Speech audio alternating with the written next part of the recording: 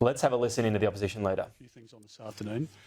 Well, Australians had confirmed to them today that there's no chance of the Prime Minister living up to his promise of delivering a $275 cut to people's power bills. As we know, under this government, every decision that they've made has made it harder for Australian families, and that's why we're in a per capita recession under this government, and it's getting harder for families. No sense the Prime Minister going into question time suggesting, or the Treasurer suggesting that, you know, everything's done, Australians should be grateful for what this government's done for them. Australians at the moment can't afford to pay their power bills. They can't afford to pay their mortgage. They can't afford to pay every bill that continues to go up and up, including their grocery bill under this government. So I think the Prime Minister has a lot of work to do here to undo the mess that he has created. And I think we should be very clear about that. Now, I've had two conversations with the Prime Minister in relation to the religious discrimination bill issue. I haven't made publicly available the detail of those conversations because I understood that they were conversations in confidence and in private. I had a conversation a couple of weeks ago with the Prime Minister where he raised the issue of religious discrimination, aged care and another issue. He raised the issue with me again on the flight yesterday from Canberra to the funeral for Jack Fitzgibbon, and David Littleproud was in that meeting, as well as Richard Marles, the four of us. The Prime Minister, during the course of that conversation, and as I've pointed out to you before, I've got a good relationship with the Prime Minister. I've never breached any confidence that he has put in me, and I've never breached a private conversation. But during the course of that conversation, as we now know, because it was released to the caucus this morning, that the Prime Minister made it clear that he wasn't going to support the religious discrimination proposals put forward by the government unless there was a bipartisan position, and also that the Prime Minister wouldn't support any committee process around this issue, which is quite remarkable in itself. I didn't give any commitment to the Prime Minister. I said we hadn't seen the report, we hadn't seen the bill, and we would have a discussion internally as to what our position would be. That's essentially the essence of the conversation. So there was no if you do this or if you don't do that. And it was a cordial conversation, but that's the essence of it. Now, a couple of points here.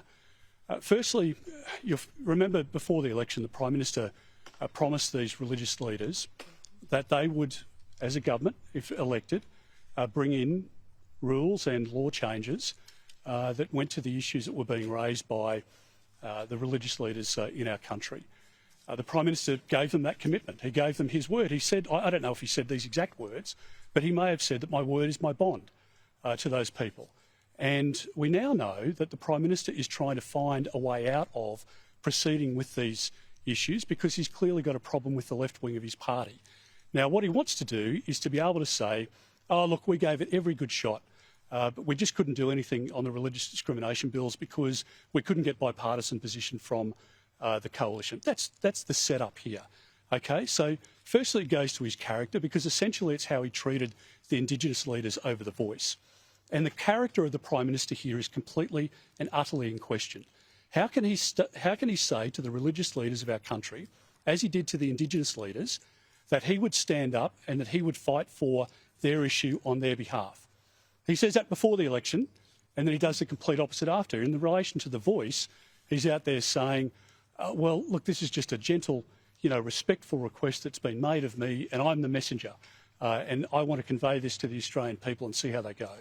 And he's now saying, oh, well, actually what I said before the election to the religious leaders is not going to count for anything, and here we are post the election.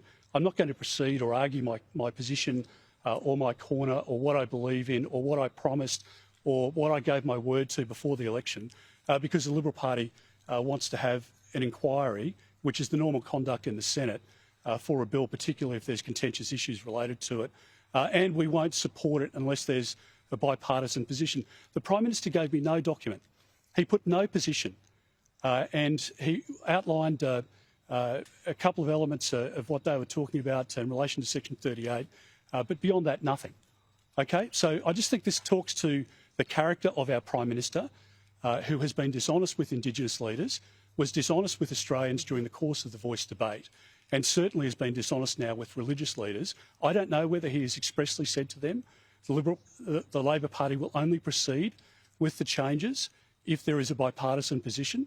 I don't know whether through the last couple of months of negotiations between Mark Dreyfus and the religious leaders of our country, whether he has provided that advice that the Labor Party would only proceed if there was a bipartisan position. I don't think you can take the Prime Minister at his word. He promised before the election, I'll finish on this point, promised before the election that families would be better off, that they'd get a $275 reduction in their power prices. This guy is not believable. His word is worth nothing, and yet he wants to be the Prime Minister of our country who is to be trusted by everyone. You can't take him at face value, and I think he's demonstrated that again today.